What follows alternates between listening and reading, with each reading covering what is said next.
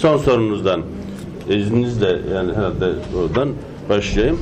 O vatandaşlarımızın zararları karşılanacak. Araçlarla ilgili.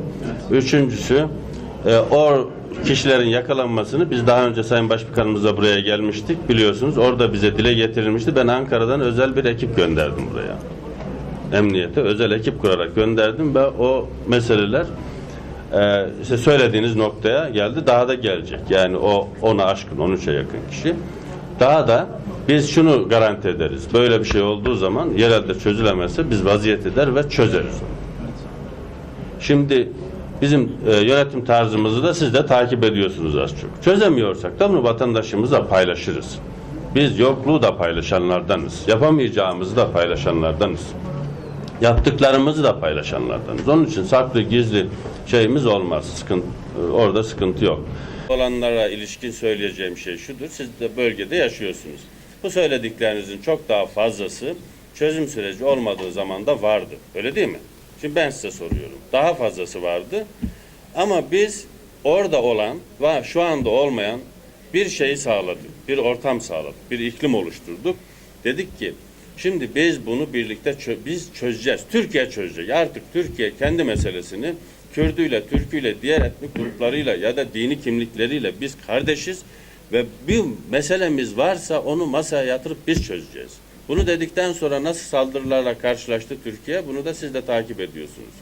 Yani bu meseleye vaziyet etmeye başlayınca çünkü biz vaziyet edip meseleyi çözünce nelere kadir olacağımızı yani Allah'ın bize nelere lütfettiğini Osmanlı döneminde gördük. Öyle değil mi? Biz o medeniyeti birlikte inşa ettik arkadaşlar. Siz ettiniz, biz ettik. Yani hep birlikte inşa ettik. Demek ki bu birliktelik neleri çözebilir, neleri elde edebilir, hangi hedefleri yakalayabilir bunu bizden daha iyi biliyor etrafımızdakiler. Onun için burada bir taarruzla karşılaştık. Ama onu da bertaraf ettik. Önemli değil. Şimdi o söylediğiniz hususlarda bakın Türkiye'de bu çözüm sürecinde bölgede %90'ın üzerindedir. Öyle değil mi destek vatandaşlar arasında? Aman bunu çözün ve %90'ın üzerinde ve aman bir daha oralara geri dönmeyelim. Çocuklarımız Türkiye için çalışsın, bizim için çalışsın diyorlar. Şimdi süreci yönetirken bu tür herkese çağrı yapıyorum. Bu tür sorunlar hiç olmamalı. Keşke hiç olmasın, sıfırlansın. Hedefimiz bu. Ama bu hedefe giderken bunu sabote etmek isteyenler her taraftan olabilir. Öyle değil mi? Türkiye provokatif eylemleri, provokatif hareketler arkadaşlar yeni görüyor değil.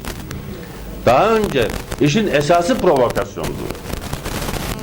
Şimdi hiç olmaz. Gittikçe marjinalleşen ve bu provokasyonları yapanların da deşifre olduğu, toplumsal baskıya maruz kaldığı öyle değil mi? Ve kendiniz söylediniz. Toplumun kendisi baskı kuruyor. Biz de her türlü tedbiri alıyoruz. Alacağız da ama bir maliyeti daha az ödeyelim. Daha özgür ortam oluşsun. Yani söylediğiniz yerlere saldırılar mesela bu değişik toplum kesimlerine, derneklere tasvip edilebilir mi? Yani bu tahammül edilebilir mi? Hayır işte. Biz bunların güvenliğini de sağlıyoruz. Ama sağlayamadığımız ve sorun olan bölgelerde de daha sonra ne olmuş, neden olmuş analiz ediyoruz. Şunu söylemek gerekir ki herkesin milletin arzusunu ve isteğini dikkate alarak bu süreci başarıya ulaştırmak için çalışması bir vatan borcudur, bir insanlık borcudur. Biz bunu yapmaya çalışıyoruz. Bunu yaparken değerli arkadaşlar, yolda böyle nefretle karşılayacağımız, kesinlikle reddedeceğimiz ve önlemek istediğimiz, önlemeye çalışacağımız, önlemek durumunda olduğumuz, önleyemediklerimizi de yakalayıp cezalandırmak durumunda olduğumuz hadiselerin de karşılaşılabilir. Bunlar bizi yolumuzdan döndürmemeli. Bunlar bizim yaptığımız işin ne kadar doğru olduğunu gösterir. Yani o kadar doğru ki provokatif eylemler oluyor ama bunlar da deşifre oluyor. Eskisi gibi saklı gizli de kalmıyor.